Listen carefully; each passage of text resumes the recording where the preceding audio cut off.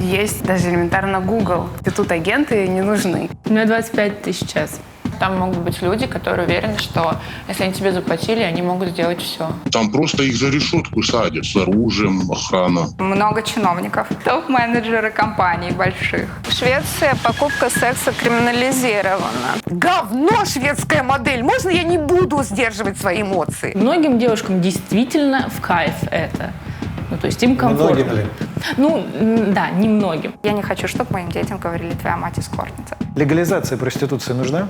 Просто не они будут нести ответственность, когда вас убьют, когда вас выкинут из окна, как одну мою знакомую. А каждый день стоит? Каждый божий день с 8 вечера. Как-то жить-то надо на что-то. Никто из этой истории не может выйти. Никто не может выйти.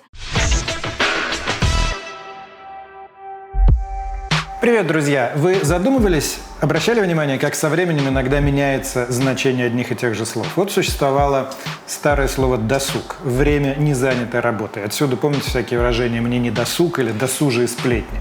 Одно из значений было более конкретным. Досуг – это то время, которое тратится на развлечения. И в 80-х, в конце 80-х, тем более в 90-х, эта форма слова «досуг» заполонила и заменила собой все остальные. До сих пор, если мы вобьем в поисковой системе слово «досуг», в первой же пятерке нам выскочит предложение интим-услуг за деньги. Если вы, кстати, поедете в столицу российского туризма Питер, то вы там увидите таких объявлений и в офлайне навалом.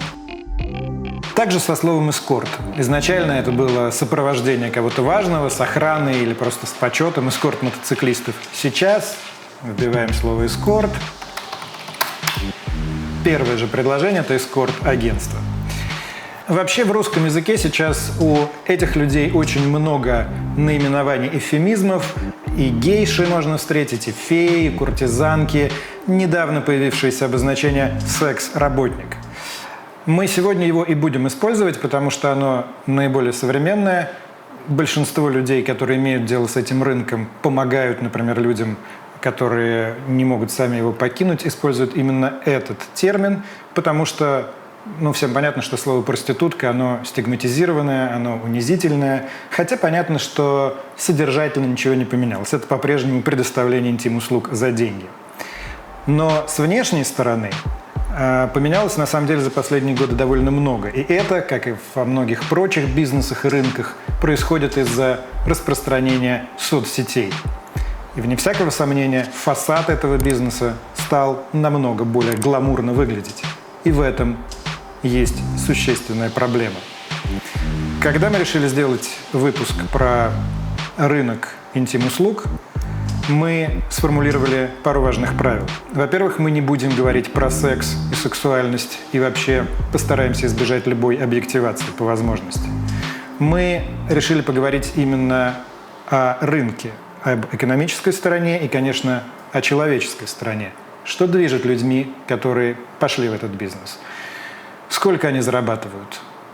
Можно ли выйти оттуда без серьезных последствий? Или это голливудские сказки? И может ли, например, легализация или декриминализация этого рынка теоретически сделать его более безопасным со всех точек зрения? Может ли это изменить отношение к этому явлению в нашем обществе?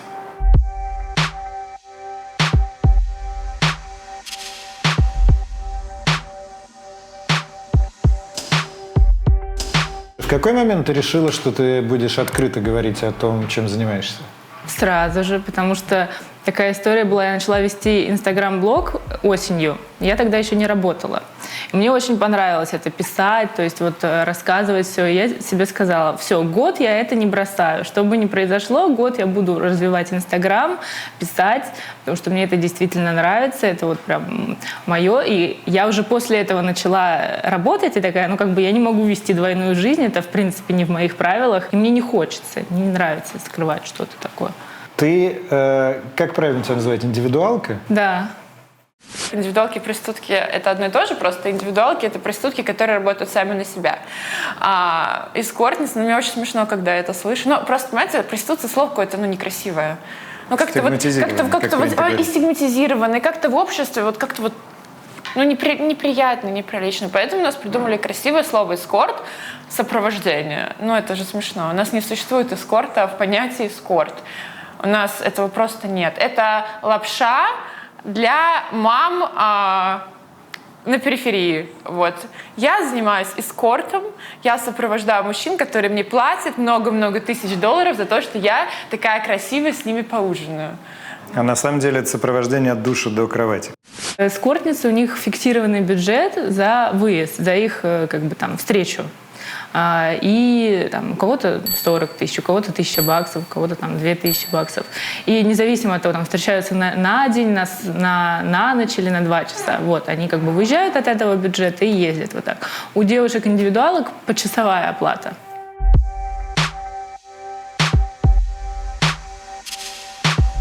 Ты была индивидуалкой, твоя анкета была на сайте. Собственно, так тебя люди и находили. Да. А в этом случае сколько ты отдаешь сайту за посреднические услуги? В принципе, в среднем хорошая реклама для довольно дорогой девушки около 100 тысяч в месяц. Фактически этот сайт работает как твой агент, ну, как агентство. Ну, не совсем. Агентство — это всегда проценты. Нет никакого агентства, вообще ни одного, который работает по фиксированной, по фиксе. Нет такого. Всегда как бы рынок эскорта, если говорить научно, он всегда был агентским. Если говорить проще, всегда были сутенеры на нем. Ну или там компании, которые фактически этим занимались. Как сейчас? Мы же знаем, что, собственно, цифровизация все спрямила. Девушки очень не любят агентов. У них есть специальные форумы, где они обсуждают, сколько процентов с них берут агенты, как вообще отказаться от них, какие агенты поскромнее, какие более наглые. То есть, если ты можешь это сделать сам, зачем тебе платить агенту? А сколько может зарабатывать девушка в среднем на этом рынке? Ну, какой-то более-менее высокий уровень эскорта, я в основном его изучала, это сотни тысяч рублей в месяц, миллион, несколько миллионов. Несколько миллионов? Да, в некоторые моменты, да. В регионе в целом цены ниже, но и в регионах можно найти и за 7, и за 8, и за 10 девушек, их, конечно, будет меньше. И есть элитные агентства, которые не рекламируются на известных сайтах, у них свой круг. Скажем так, очень богатых заказчиков в провинции нет, есть в крупных городах. Но в крупных городах очень много девушек, которые работают по 2-3 тысячи. И салоны в том числе. 1500-2 тысячи. Есть такие салоны, тоже вот их достаточно много. В современном мире без кофе как без рук. Но, к сожалению, в кофейнях он неоправданно дорогой. А приготовить самому в домашних условиях не всегда есть возможность, да и время. Но даже если вы справились, совсем не факт, что приготовленный вами кофе окажется хорошим. Фу, этот кофе такой невкусный. Стоп! У меня есть для вас специальное предложение. Кофемашина Philips Latte Go. Готовить любимый напиток еще никогда не было так просто. В кофемашине Philips вы можете вручную настроить параметры всех видов кофе. Крепость заваривания, температура, объем, соотношение кофе и молока. Всего 12 рецептов. Кстати, про молоко. Технология Latte Go – это новая удобная система подачи молока. Молочная пенка получается по-настоящему нежной и вкусной. А после использования капучинатор можно быстро промыть под водой или в посудомоечной машине. Или же убрать в холодильник с остатками молока.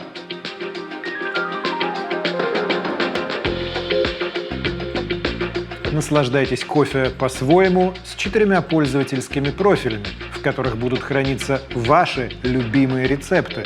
Дополнительный гостевой профиль позволит вашим гостям готовить кофе именно так, как им нравится, не меняя ваши настройки. А чтобы сделать напиток крепче и ароматнее, воспользуйтесь функцией «Экстра шот» с дополнительной порцией эспрессо.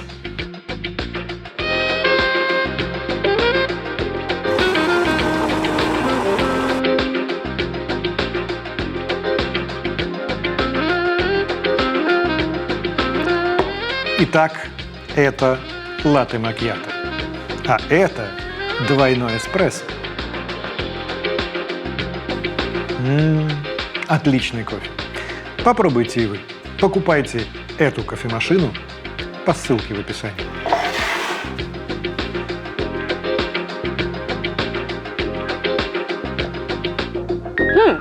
А это то, что надо.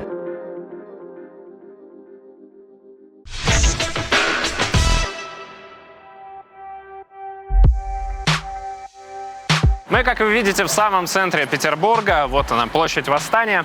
Несложно догадаться, что это также одна из столиц российской проституции, потому что нигде, ни в одном другом городе, даже в Москве, в самом центре его, не будет такого количества рекламных объявлений. Причем посмотрите, как прекрасно перекликаются надписи: «Город-герой Ленинград» и «Красотки», «Любовь», «Новые девочки», «Релакс» и «Отдых 24 часа».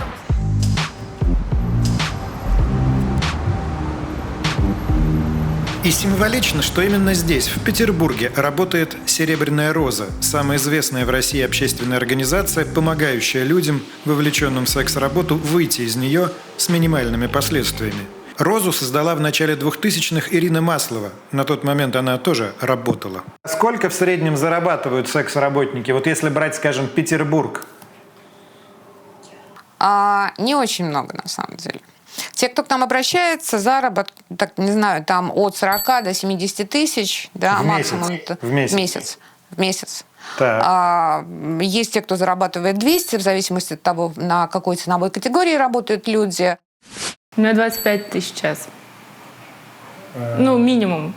Если выезд, там 35 ночью. А если там вся ночь? Варьируется.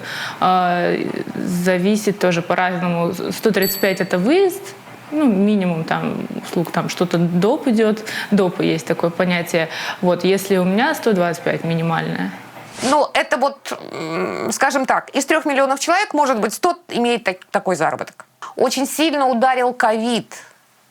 Очень сильно ударил ковид в прошлом году, когда люди начали просто терять работу. Там же были и в Москве, и в Петербурге, и во всех городах были ограничения, когда реально были пустые города наши. Да, и мы понимали, что самое вот тяжелое – это то, что кормить детей нечем. Да, и мы нашли возможность закупить продуктовые наборы. И они были самыми востребованными. Уточню, продуктовые наборы вы закупали для секс-работников, которые из-за ковида остались без работы? У которых есть дети. Ничего себе. Да.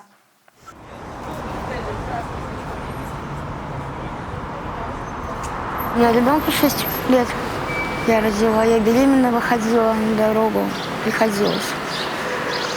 Да, я выхожу на дорогу. Как давно? С 13 лет. А почему с 13? Меня отчим изнасиловал 12 лет. И я по приютам, то по спецприемникам уже. И как-то жить-то надо на что-то. У тебя вся эта история началась с домашнего насилия дома, сексуального причем. Да. Мама не поверила, что меня изнасиловал отчим. В какой семье ты росла? Ну, в хорошей, полной семье, для провинции состоятельная достаточно. Ты из не очень большого, но известного сибирского города. Не будем говорить, из какого. И у тебя полная семья? Да. Братья и сестры есть? Да, сестра старше. Отец бизнесмен? Да. У тебя было счастливое детство? Да, да. Ты долюбленный ребенок? Да, я излюбленный, слишком перелюбленный. Поэтому, возможно, у меня такой есть холодность, наоборот. Вот. Потому что я слишком много любви получала. Как ты пришла в этот бизнес? Что было мотивацией, помимо желания заработать? Я была очень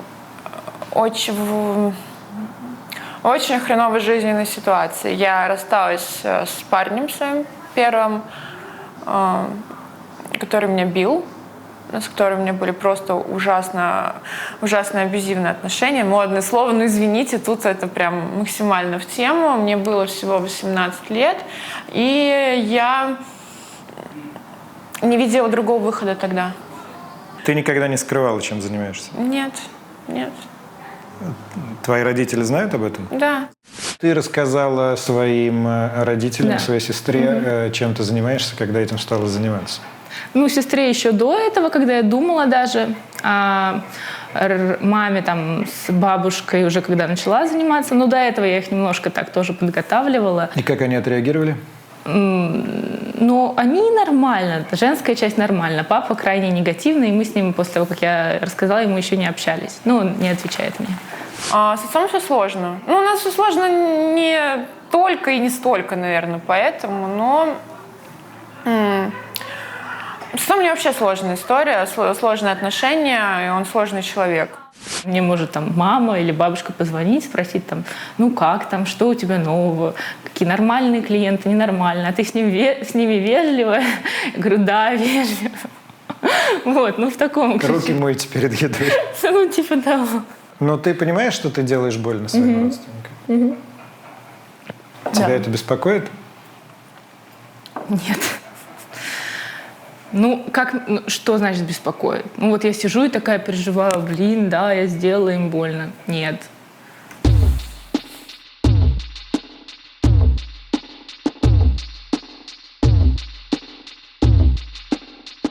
Я начинала работать в эскорте 7 лет назад, в 20 лет.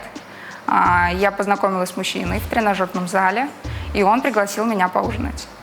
И я думаю, о боже, я понравилась мужчине, как здорово. И в конце вечера он мне говорит, есть мужчина, ты его типаж. Деньги вот такие вот. Какую он сумму назвал? $1000 за одну встречу.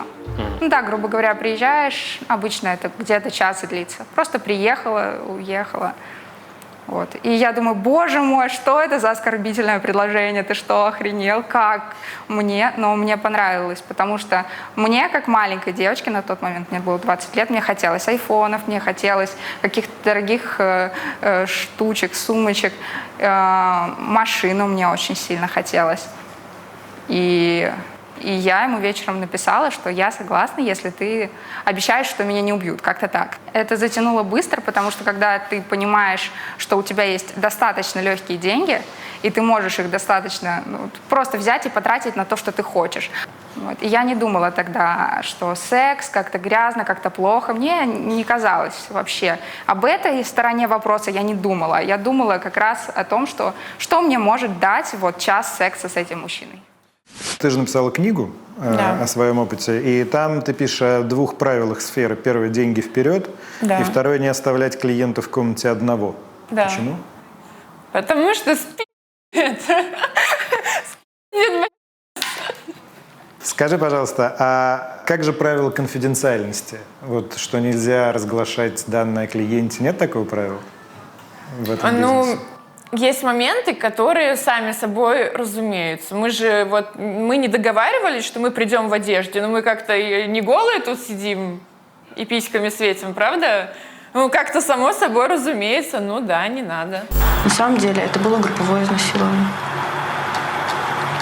Я хочу, чтобы Олег решил, как именно мы будем разбираться с этим вопросом. История Насти Рыбки – это исключение? Ее карьера закончена?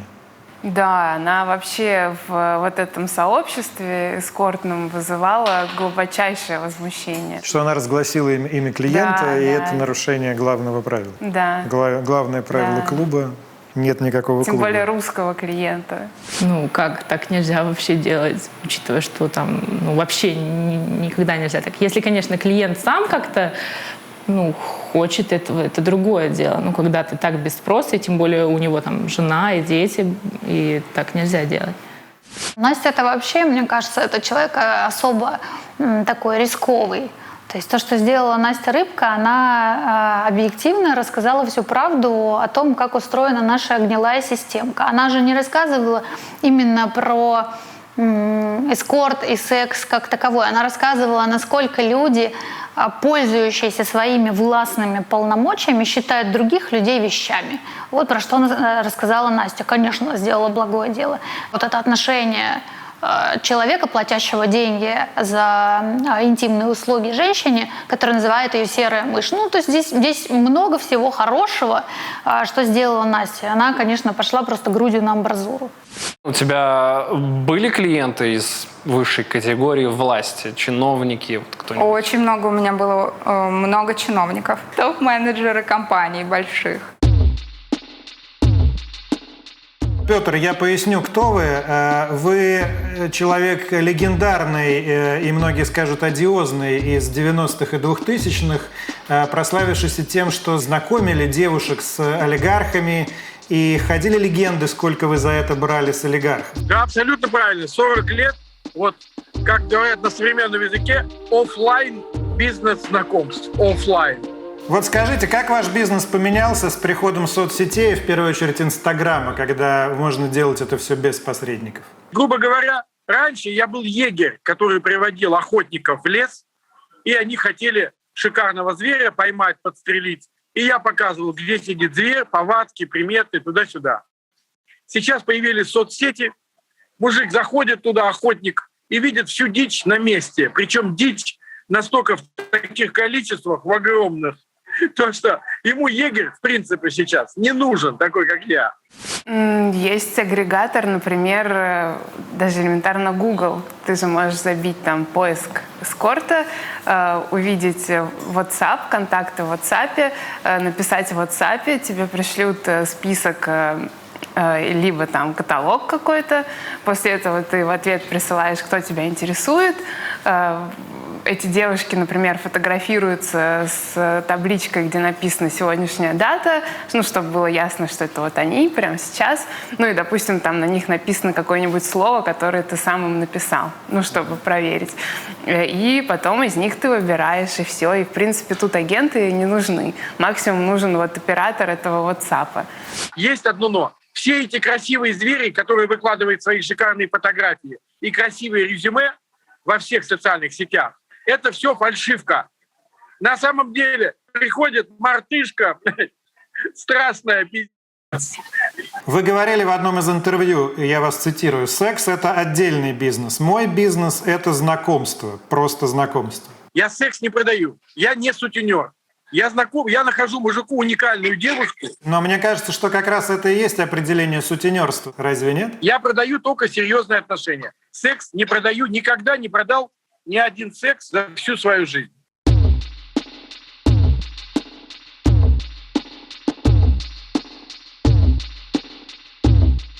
Мы говорим с Александром, который занимался организацией эскорт-туров больше 18 лет. Условие Александра было не показывать его лицо. Александр, вы чем конкретно занимались? Можете описать?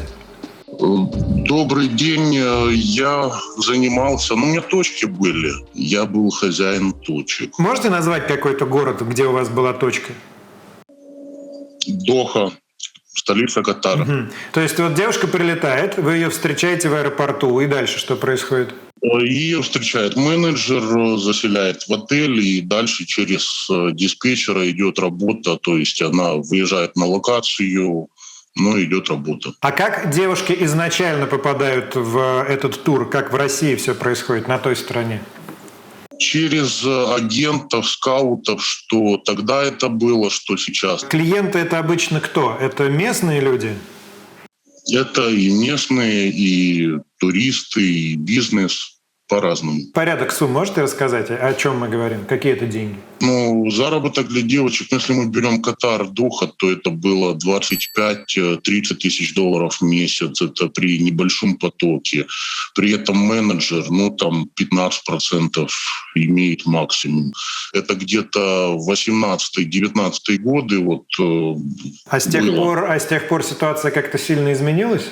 Очень сильно упало просто в 8-9 раз все. Почему именно Дубай чаще всего встречается как такое наиболее эскортное направление? Вот недавно была громкая история с обнаженными фотками на балконе. Там, правда, все были в основном гражданки Украины, но мы понимаем, что там и россиянок довольно много, судя по Инстаграму. Во-первых, туда легко им прилететь, потому что, например, в Евросоюз сложнее. Визы. Да.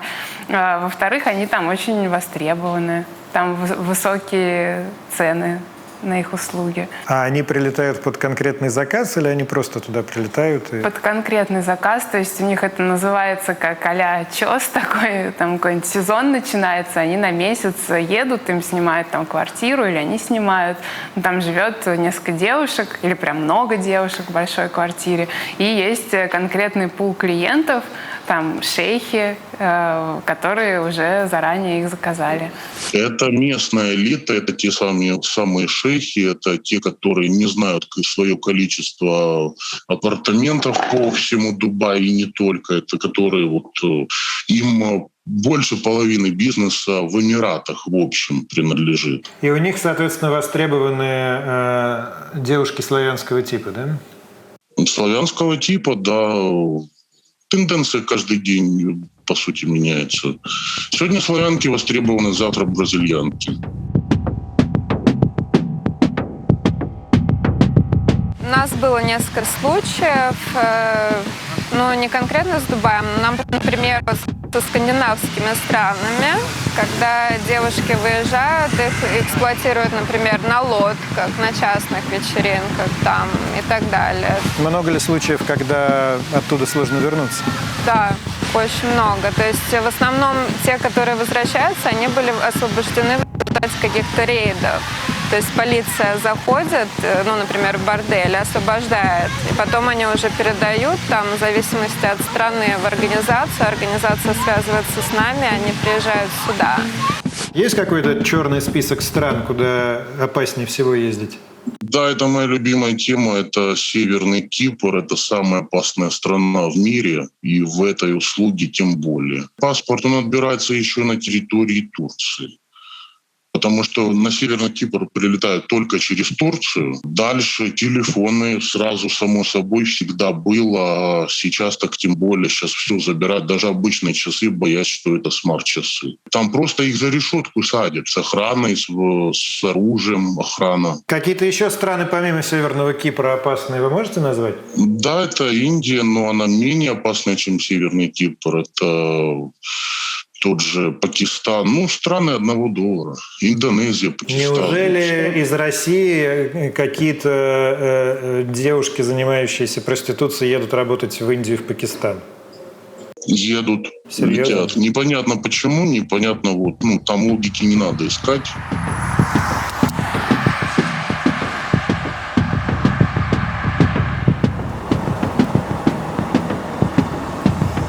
Есть еще города, которые остались в 90-х. Это, например, Братск, Иркутск, там где-то на восток туда. Это я говорю за те, которые я просто знаю, откуда у меня есть информация. То есть если туда приезжает девушка работать, сама ставит себе рекламу, к ней буквально в первый, во второй день приходит либо полиция, либо сутенеры местные. Часто это примерно одно и то же. То есть рынок монополизирован, и там местные агентства, местные сутенеры, они там все под собой держат? Да, есть такие регионы. Есть такие регионы, да. Как все изменилось за эти годы именно в самой сфере в этой? Ничего почти не изменилось. Вообще почти ничего не изменилось. Только, наверное, способ, как познакомиться с клиентом? Да нет, познакомиться с клиентом, все то же самое. Как это происходит? Как на дороге. До сих пор на дороге? Да, до сих пор, да. К вечеру выходят на перекрестке, прямо у обочины стоит девушка. Она не голосует, она уже просто стоит, одета вульгарно. Можно понять, что это девушка, проститутка. В данный момент их значительно меньше. В 90-х их было очень много. В начале 2000-х их просто оттеснили подальше от Москвы. На автостоянках дальнобойщиков, там перед стоянкой, они обычно стоят на дороге, там за 50 метров до стоянки.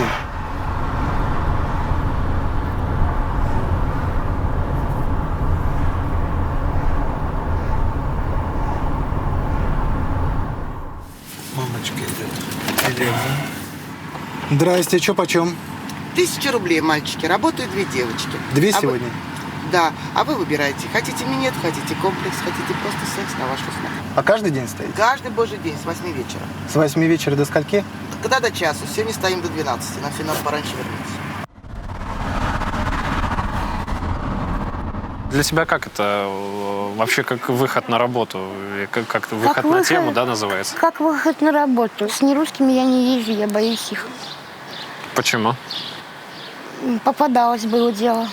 Расскажи, пожалуйста. Меня избивали очень сильно, меня душили, было дело. Я вся в синяках была. Был тоже еще один момент, тоже с постоянным. Все было нормально, ни с того ни с сего. Меня начали заставлять бутылку сувать туда. Он говорит, если ты не будешь этого делать, я просто там ее разобью тебе. А если по низкому прайсу ты рискуешь, что это будет какое-то быдло, какие-то неплательщики и так далее, то если мы говорим о каком-то высоком прайсе, там могут быть люди, которые уверены, что если они тебе заплатили, они могут сделать все. И им которые уверены в том, что да, они могут сделать что угодно, и им ничего за это не будет. У некоторых есть изощренное насилие практики именно из-за высокого ценника, потому что человек, который платит и платил такие деньги, считает, что он все может. Женщина — это товар. Ты сталкивалась с тем, что кто-то из твоих знакомых, кого ты лично знала, пострадал серьезно от таких Двух людей? девушек на Кутузовском проспекте убили. На Кутузовском проспекте, то есть они работали по высокой цене? Да. У него просто поехала крыша? Да. Что случилось? Да. У него поехала крыша, он их зарезал. Ты когда-нибудь сталкивалась с насилием? Слава богу. Если ты работаешь неделю, то, конечно, есть шанс, что у тебя все будут пусечки, зайчики, прекрасные принцы. Если ты работаешь год хотя бы, 100%. То есть это такая рулетка и вопрос времени в конечном итоге. Точно вопрос времени, да. Есть те, кому везет, у кого такого, конечно, нет. И кто живет и показывает вот эту роскошь, из-за чего происходит рекрутинг, эту историю очень многих. Инстаграм в этом плане, спасибо ему большое, сильно помогает, потому что девочки, вышедшие из эскорта, могут становиться условными мамами и набирать более молодых девочек через Инстаграм. Помогает, спасибо, в кавычках. В кавычках, конечно, помогает в кавычках. Вот мы с тобой сейчас в Москва-Сити сидим, а это было в 2019 году. Я здесь внизу, ровно в этой башне внизу, встречалась с 5 девочками, которые эскортницы, пришли ко мне после расчлененки их подруги. То есть их подругу действительно, это громкий был случай, расчленил клиент, руки-ноги в разные бачки, значит, мусорные пакеты и так далее. Ну и вот эти девочки пришли, и каждая из них, их было 5 человек, рассказывала про опыт насилия, который над ними совершался. И каждый раз, когда я им говорила, девчонки, вот, я готова вам помочь, и наши юристы готовы помочь. Они говорили, нет, Ален, ты что, один такой судебный иск или одно уголовное дело, и все, и клиенты все потеряны. Потому что они будут думать, что нет приватности, потому что они будут думать, что я пойду настучу. Это вот их восприятие было. При этом одна из них мне показала их внутреннюю базу. Я не знаю, это база их собственная или это база там какой-то более крупной сети у них, где прямо, вот мы прямо смотрели эту базу. Я, кстати, очень удивилась, потому что там есть ряд моих знакомых, известных людей, которые внесены с пометкой «применяет насилие». И там вот человек, имя, фамилия, отчество, кого заказывал, сколько раз заказывал, и какое насилие или предлагал применять, например, если это практики БДСМ, или, например, какое насилие применяет несогласованно. Сейчас, благодаря появлению соцсетей, сервисом пробивки номеров, вообще всей этой цифровизации стремительной, стало безопаснее для эскортниц работать? Нет. Все равно нет? А для них, наоборот, небезопаснее, потому что их вычисляют, их преследуют, их... Есть же этот канал, который закрыли совершенно недавно. Ребята, которые выкладывали просто кучу информации, персональных данных. Да, был в Телеграме канал, где выкладывали персональные данные девушек, занимающихся эскортом. Да, ну вообще... Его со скандалом закрывали, не сразу, кстати. Нет, да, долго его не закрывали. Девчонки рассказывали о куче преследователей, которые там, инцелы, это самое милое, что было, это группа людей, молодых людей, которые считают, что женщины им должны секс. Это сталкинг, причем в такой ультраформе, потому что они изучают все персональные данные девушки, И дальше начинается ее буллинг, кибербуллинг, сталкинг и все возможные формы насилия, от которых она не может избавиться. Когда мы говорим о насилии, здесь идет речь о насилии со стороны клиентов, со стороны, может быть, сутенеров, но чаще жалуются на клиентов, конечно, и со стороны полиции, как это вот ни странно звучит. То есть где хотят получить помощь, получают, наоборот, еще большее насилие. Насилие, начиная с психологического, когда девушка приходит подавать заявление, и если она не успела придумать какую-то легенду, чтобы как оправдать, что у тебя дома оказался посторонний мужчина, да, ну, собственно, мы их учим, что нужно говорить, чтобы на тебя протокол не составили.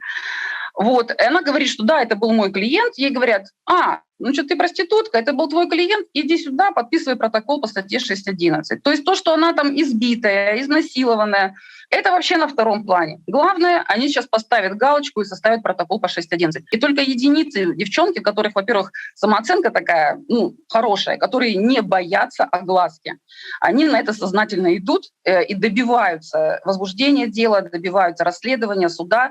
Но даже в этих случаях возбуждение дела часто отказывают, даже если заявление принимают. И для меня, как для женщины, и как для человека, который гордился тем, что он служил в милиции, я не в полиции служила, я в милиции служила, для меня это ужасно, потому что я вижу, что полиция превратилась просто в какую-то ужасную систему не помощи людям, а, скажем так, причинение еще большего вреда людям.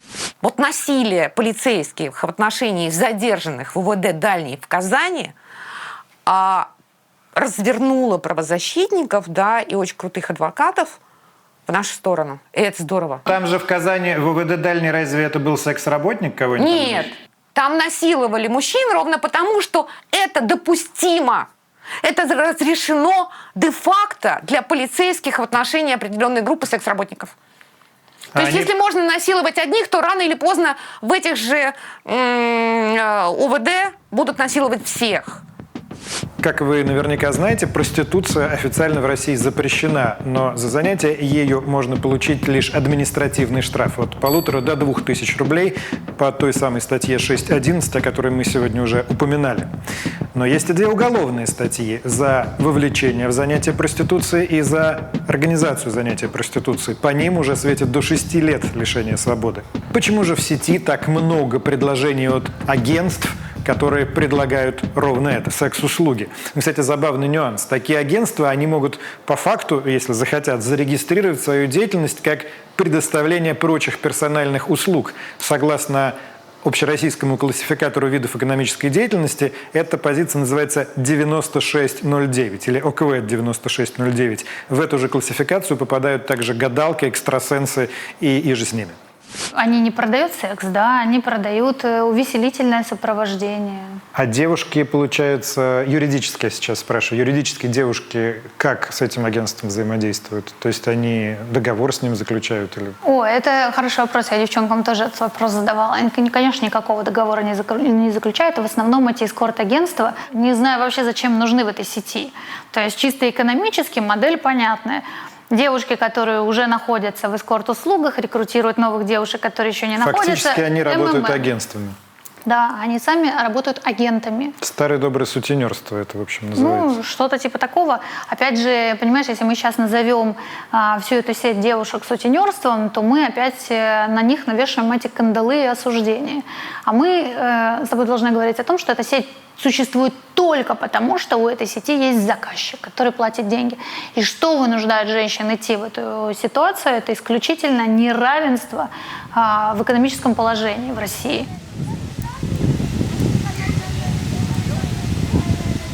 Ваш фонд «Безопасный дом». Чем он занимается? Мы занимаемся предотвращением торговли людьми и помощью пострадавшим.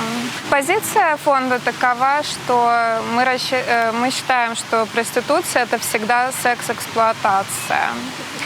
Потому что даже если женщины говорят о том, что они сами хотят заниматься проституцией, допустим, у них в редких случаях, да, но такое бывает, что нет сутенеров, которые их контролируют, то если смотреть на историю женщины, мы увидим, что там есть какая-то уязвимость. То есть женщина происходит из неблагополучной семьи, Или была история насилия, например, то есть женщина уже с какой-то травмой. Те постулаты, которые продвигают, что секс-работы не существует и секс-работники – это жертвы, отказывают людям в их праве на достоинство и отстаивание своих прав. Понимаешь, жертву надо спасать. Секс-работа – это чаще всего, особенно если это уже взрослые люди, да, это осознанный выбор под действием каких-либо обстоятельств. Да, но это выбор собственный.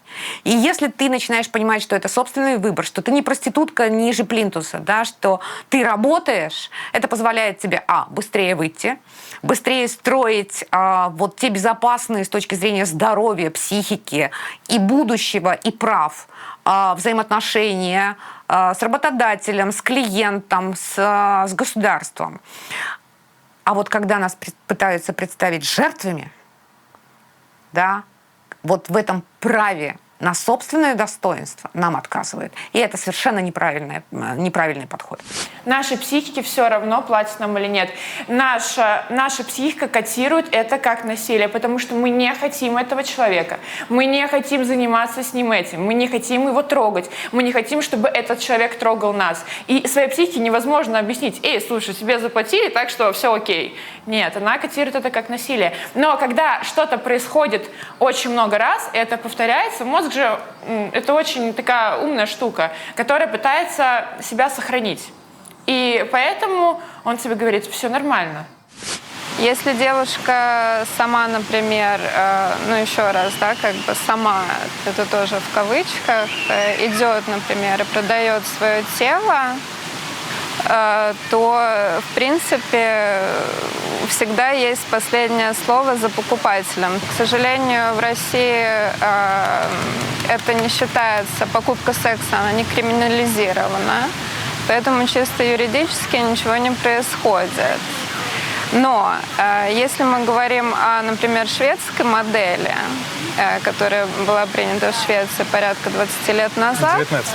мы можем сказать, что в Швеции покупка секса криминализирована, то есть спрос криминализирован. То есть если мужчина покупает секс, то он оштрафовывается. Говно шведская модель! Можно я не буду сдерживать свои эмоции? Слушайте, секс – это дело двух взрослых людей по добровольному согласию при определенных условиях. Женщина оказывает сексуальные услуги, мужчина их оплачивает. Можно спросить, в каком месте кто-то совершает преступление? Ни в каком. Если это взрослые люди по добровольному согласию, не лезьте в мою постель и в мои трусы. И в трусы к мужчине лезть тоже не надо. Найти клиента можно и обвинить его в этом преступлении можно только если ты следишь за секс-работником, за секс-работницей. Да? Люди теряли квартиры, люди уезжали из своей страны. И на самом деле люди не могли обращаться за помощью и поддержкой, если они не признавали себя жертвой и не сдавали своих клиентов. Но это не совсем так. Девушка может прийти, например, получить медицинскую помощь, получить шелтер, участвовать в программе по выходу из проституции. Ей дадут куратора, который будет с ней 24 часа в сутки. Если она заявит на человека, которому оказала секс-услугу? Нет. Это не является условием? Да, это не является условием. Самая лучшая модель – это Новая Зеландия. Австралия или Новая Зеландия. Это легально. Легально бордели. Женщина может обратиться в суд на полицейского, если он ее чем-то притесняет, на клиента, на своего сутенера. Да. Это рабочие отношения между секс-работницей и ее сутенером. И если он ущемляет ее права, она имеет право себя защищать. И суд выслушивает и ту, и другую сторону. Легализация проституции нужна? Нет. По шведской модели, где криминализован заказчик, то есть клиент, проституция снижается. Да, полиция признает, что все равно появился серый сектор, как это обычно бывает, но в целом и индекс одобрения проституции резко пошел вниз. То есть сейчас, по-моему, 70% женщин и 60% мужчин не одобряют занятия проституцией. До этого было 42%, и там я уже не помню вторую цифру сколько. Ну, то есть сильно вырос. В странах, где проституция легализована, только увеличивается или не уменьшается, то есть он остается стабильным, вот этот процент вовлечения и процент людей, участвующих в проституции. Знаешь, есть такое выражение английское «step to step». И мы выступаем за декриминализацию. Выведите из серого поля, из вот этих контрольных закупок и рейдов людей. Первое ваше требование – это отменить 6.11 статью. Да. Это нормализирует покупку женщин. Это провоцирует не более лояльные, терпимые отношения к самим секс-работницам. Это формирует более лояльное отношение к факту существования таких услуг и к факту покупки людей.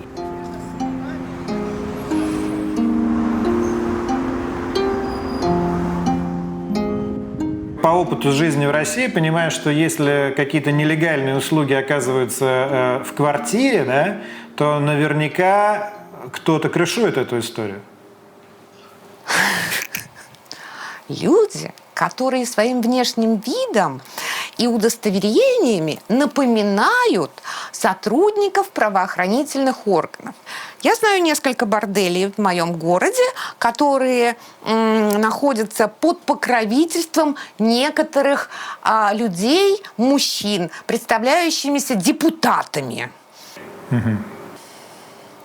Ну, то есть вот понятно, да? Это разные люди, да? То есть это нету разное. такого, что какой-то есть единый бенефициар у всего вот этого бизнеса в Петербурге? Нет, единого бенефициара, который получает прибыль, нет.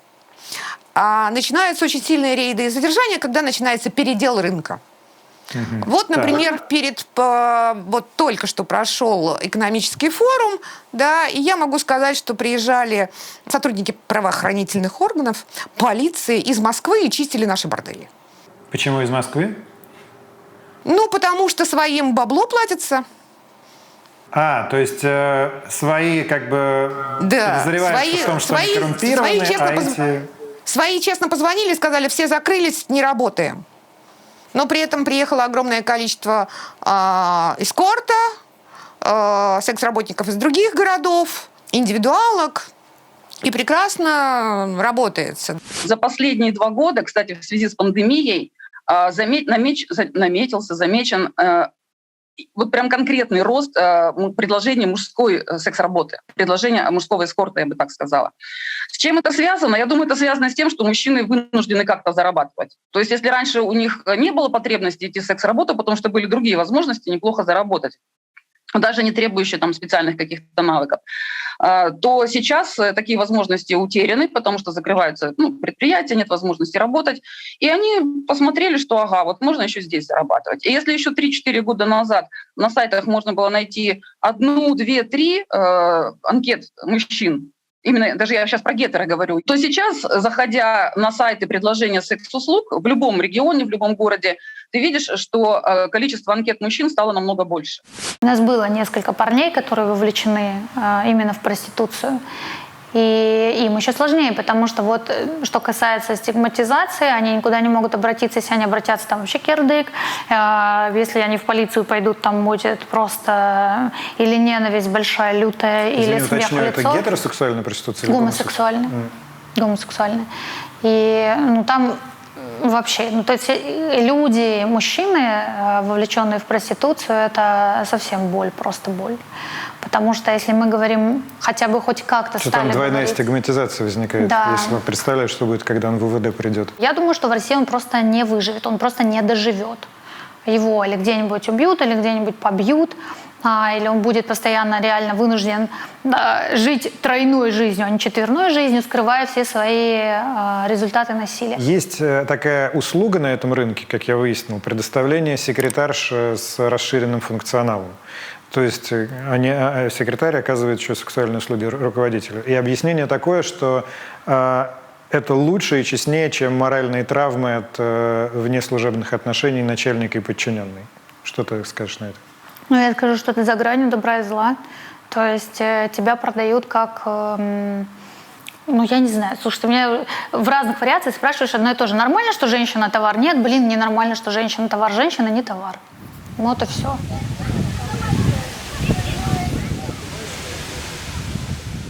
Я читал одно из ваших интервью, меня там еще поразила фраза, вы говорите, что очень часто это фактически единственный психолог, имея в виду секс-работника, которого может себе простой российский гражданин позволить. Что это значит? Ты понимаешь? Те, кто имеет опыт, те, кто понимает, что человек пришел не только за сексом, да, что у наших мужчин чаще всего нет, к психологу я не пойду, я что, псих? Куча проблем, да, связанные с женой, с семьей, с детьми, с этим государством, с работой, много всего. И если у женщины, секс-работницы, хватает мозгов, ума и таланта поговорить, да, то она становится вот тем самым психологом, которому человек может рассказать. Поговорить, и он уже не злой приходит к тебе домой. И может с тобой по-человечески разговаривать. Потому что у тебя вечером болит голова. А ребенок принес 2. Может, ребенок подзатыльник не получит от папы. Зарплату он тебе отдаст. То есть на очень распространенный в народе тезис, что секс-работники, но обычно другое слово употребляют, разрушают семьи, вы отвечаете нет, наоборот. Они сохраняют ваши семьи. В смысле, проститутки разрушают семьи, проститутки сохраняют семьи. Во-первых, семьи разрушают мужики, которые ходят налево. Проститутка это, любовница, еще кто-то, его лучший друг, у нас всякое бывает. Это вообще вопрос 25-й. Причем здесь проститутка. По поводу сохраняет, очень странно возлагать такую миссию на проституток. Честно вам скажу, лучше ходите к семейным психотерапевтам, но зачем вообще сохранять что-то путем каких-то измен? Что? Это бред какой-то.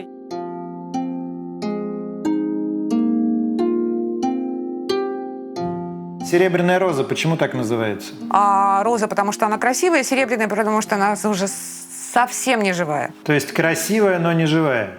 Красивая, но очень не живая. То есть это профессия, которая разрушает человека? Это профессия, которая выжигает тебя внутри. А насколько наркотики проблема и насколько они связаны с этой работой?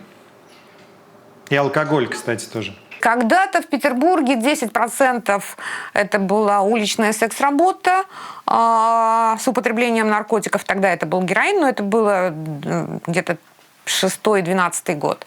Сейчас меньший процент и меньшее количество людей на улице, и наркотики поменялись.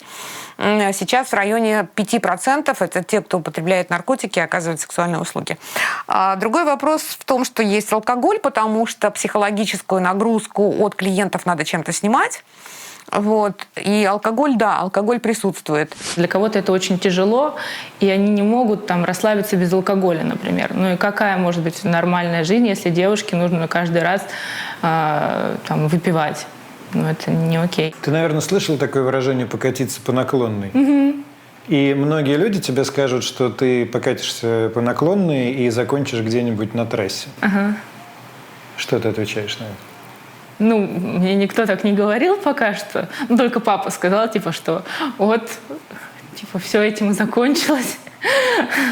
Ну, я не знаю, что на это сказать. Ну, зачем мне что-то им объяснять? Ну, как бы... Ты не опасаешься такой участи, короче говоря?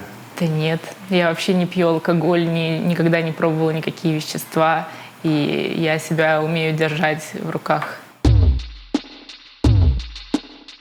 Как ты объясняешь, что сейчас довольно много стало девушек, которые открыто ведут сами свои соцсети и, главное, не стесняются говорить, чем они занимаются?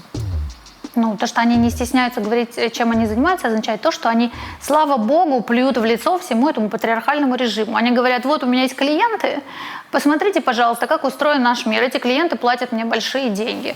Да, и они в этом плане молодцы. Они открывают вот так вот занавес и говорят, люди, в этом театре абсурда, вы зрители, а мы герои. И поэтому, чтобы здесь было меньше зрителей, а здесь меньше героев, надо что-то делать. Конечно, при культивировании, при таком там экономическом неравенстве, да, мужчины более богатые, чем женщины, там на 20% 28% разница в зарплатах, женщины основные нищие. Хочется всем жить нормальной жизнью одна. То есть понятно абсолютно, что здесь есть еще вот эта вот красивая картинка, которая стимулирует просто вовлечение в этот адский, я считаю, адский, дурацкий, противный рынок. Я занимаюсь эскортом, я беру большие деньги, я встречаюсь с очень богатыми мужчинами, и мне важно, чтобы когда мы видимся, на меня не тыкали пальцем, и ему в том числе не говорили, вот он сидит с эскортницей. Мне не нужно клеймо эскортницы, к тому же когда-нибудь у меня наверняка будет какой-нибудь муж, семья, и я не хочу, чтобы моим детям говорили: твоя мать эскортница. Ты бы хотела, чтобы твой будущий муж знал, чем ты занималась? Он будет знать. Как у меня... Я не знаю, сложно будет потом это все из интернета убрать. Вот не опасаешься ли ты, что все, что было в интернете, остается в интернете, как известно, что этот шлейф будет за тобой тянуться всю жизнь потом? Может быть, тебе уже это не будет совсем нужно?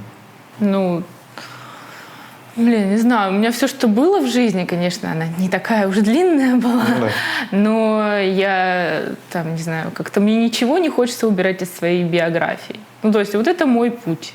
Вот. Примет человек его, тогда я буду с ним. Если нет, то нет. Вот. Потому что многим девушкам действительно в кайф это. То есть им комфортно. Да, немногим, скажем так. Но есть же профессии, которые для узкого круга людей. Вот. Значит, имеет право на существование. Однозначно. Эта профессия точно имеет право на существование, она бы не была первой древнейшей.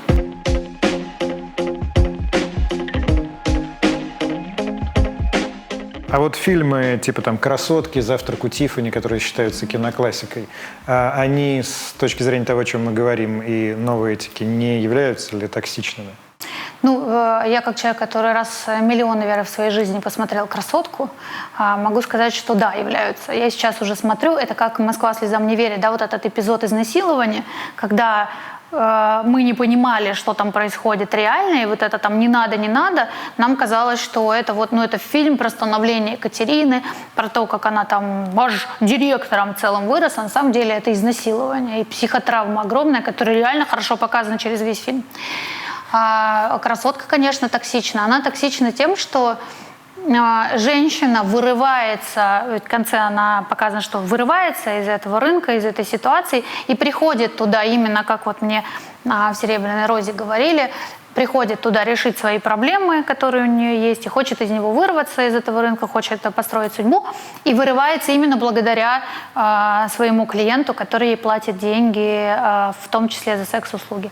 Выходит, что вроде не ты сама, должен прийти кто-то, кто тебе даст много денег просто за несколько с тобой ночей, и дальше ты вырвешься из этой ситуации. Это А, не работает, Б, это глубоко глухая парадигма, а В, это, конечно, сильно токсично, потому что если придет такой более ресурсный человек, практика показывает, что дальше будет или насилие, шантаж, преследование, угрозы и так далее. Какой хороший путь выхода из твоей профессии для тебя?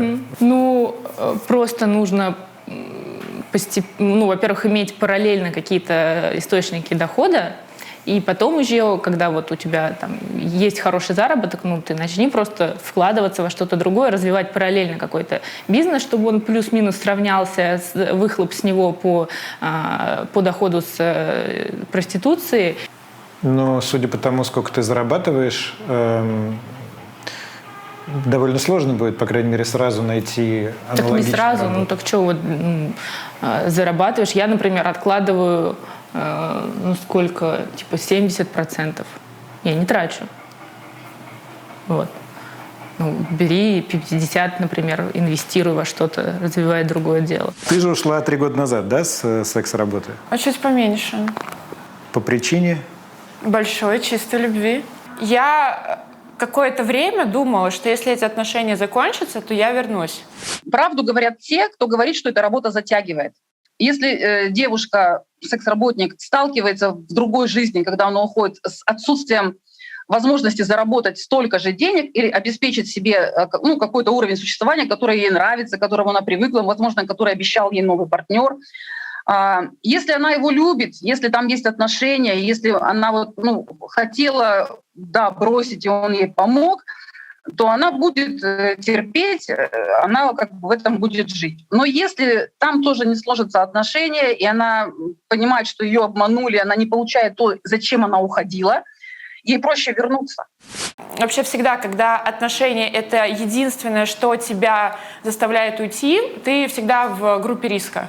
Ну, с отношениями может случиться все, что угодно. В группе риска в смысле, что ты вернешься? Да, конечно. Сейчас я точно знаю, что даже если мы расстанемся, конечно, чего бы мне очень не хотелось, но я знаю, что нет.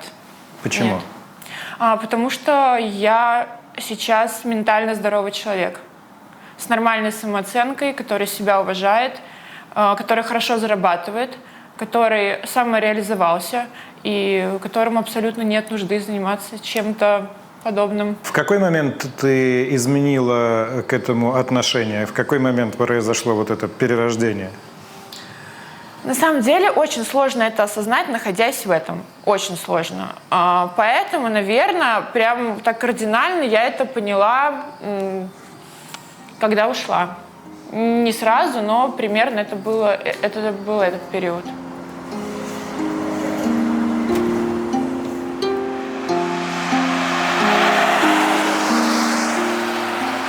С теми, кто к нам приходил с тяжелыми случаями, я коммуницировала, и там никто из этой истории не может выйти.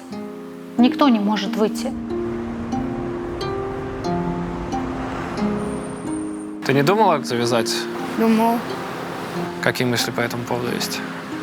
Когда он устроится на работу, тогда завяжу. Он обещал. Самое главное, почему я согласилась на интервью, вообще зачем я сюда пришла, это донести одну мысль, самую важную, потому что то, что было у меня, это все хуйня. Самое главное, что я хочу сказать, это то, что я очень против романтизации.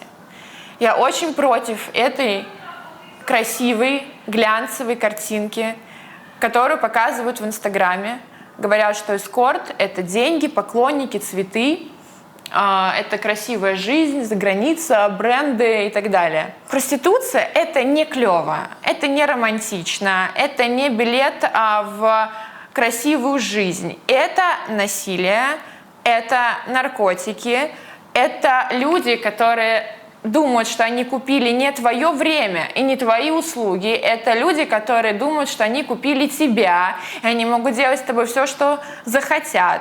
Потому что, когда тебе пишут сообщение: «Настя, спасибо, что ты там единственная, кто показывает правду, потому что у меня младшей сестре 14 лет, и она посмотрела вот эту клевую эскортницу в Инстаграме, и теперь она хочет быть проституткой». Ну, это просто не они будут нести ответственность, когда вас убьют, когда вас выкинут из окна, как одну мою знакомую. Она умерла. А другой моей знакомой делали трепанацию черепа, потому что ее клиент избил так, что ей делали, трепанацию черепа. Она теперь инвалид, хотя ей нет 30 лет. Эти люди не будут нести никакой ответственности. Они просто помахали вот этой вот красивой картинкой, пачками $100 купюр, и все. Когда вы столкнетесь с реальностью, очень пугающей, травмирующей, которая вас, возможно, сломает, вам, никто не поможет. Вы останетесь с ней один на один. И это то, что вообще я хочу сказать, и вообще зачем я тут сейчас нахожусь. Вот. Все выводы у нас на канале вы делаете сами. Настя сказала все то, что я хотел сказать в конце выпуска, поэтому комменты, лайки туда. Скоро увидимся.